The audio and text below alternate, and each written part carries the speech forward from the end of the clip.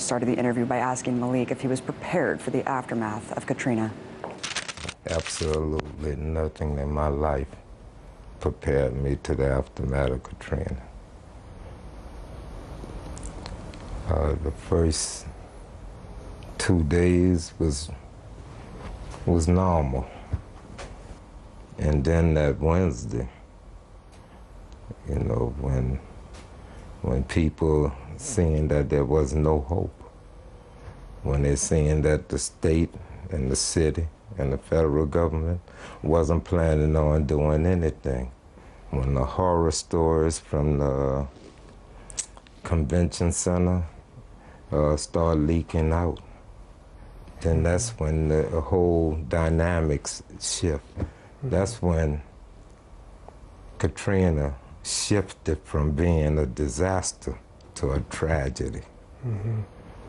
And in this area here, we had a white militia that took up arms, and you had to pass a paper bag test.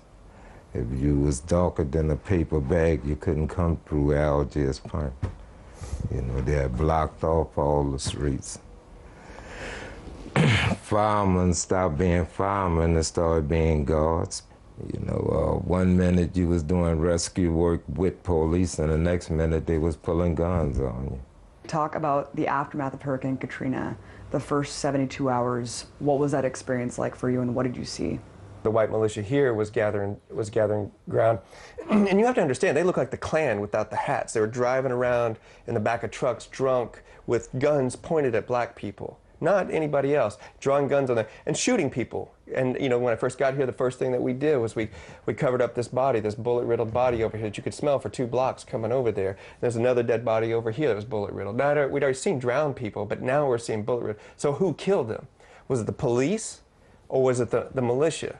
And so at the time, we didn't know which one it was because both of them were out of control. New Orleans police, long history of systemic racism, a systemic out-of-control police system. So basically, when I came to take up arms in a community that I was invited into with other people from this community, black people from this community, 2 white guys and 3 black guys from this community, took up arms to defend ourselves, defend the community against being killed by the militia. They were threatening Malik. They were driving by, pointing their guns at him, saying they were going to get you, Mayor. I don't even know if you remembered that. They were drawing their guns at him, and so we were basically like, we were like, you're not going to do that.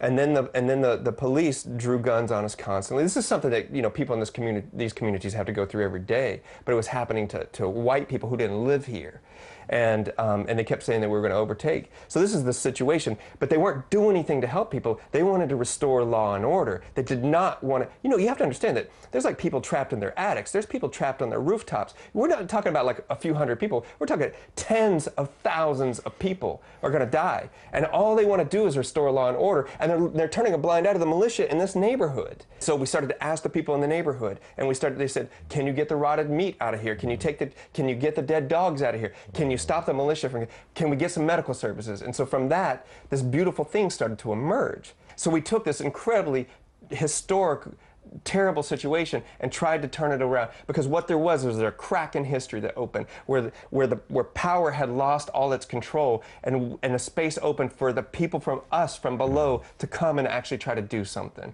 Well, Scott, how do you feel when you hear organizations like the NRA actually praising the Algiers militia? It was infuriating. I mean, these guys, I was in an armed standoff with them, and I was thinking, and I'd always been like, well, maybe I should have pulled the trigger. And then I would have killed these people, and I would have gone to prison, and like all these bad things would have happened, would have stopped them from killing other people. But then when I hear the NRA praising them today, like in the 9th anniversary, I'm like, what's wrong with you? These men and women were killing people and bragging about it. They were treating them, like Malik was saying, as other. As anybody who was desperate was other, and treated like dogs or less than dogs, and like they should be killed. They called it pheasant season, shooting black youth. They were like, it's pheasant season. And I'm sorry you're so angry about it, but it's infuriating. It's not just the police. This is the systemic part of this. Malik, why do you think the government failed so abysmally to react and provide adequate relief in the aftermath? if to give the government too much credit by saying they failed. Because if you say that you failed at something, that means that you tried. You never tried. Damn right. So you knew it from the get-go, you know, that Damn right. we had a ship to run across this levee here, and it didn't break. Why? Because this levee protected whites. It protected the U.S. naval base that was here. So an ocean freighter could run across this levee, and it didn't break. I'm gonna tell you something. Long before Hurricane Katrina, New Orleans had already been inundated. Hurricane despair, hurricane poverty, hurricane racism. They had already inundated this area. So, you know, the only thing that Katrina really did is kind of expose it. And because that no one cared is the reason why we facing the ramification of it now. Because those little 9-year-old kids and them little 16-year-old kids that was in the convention center that you showed no love or compassion to is now 16, 18, 20 years old with a gun and have no love in their heart. Because there wasn't no trauma counselors. The first high school that was open in the aftermath of Katrina for poor blacks had up to 75 kids in one classroom. It had more guards than teachers. It's not no accident that Chicago and New Orleans have such high murder rates. Look what we did in both cities. We destroyed all the public housing without giving no economic opportunity to no one.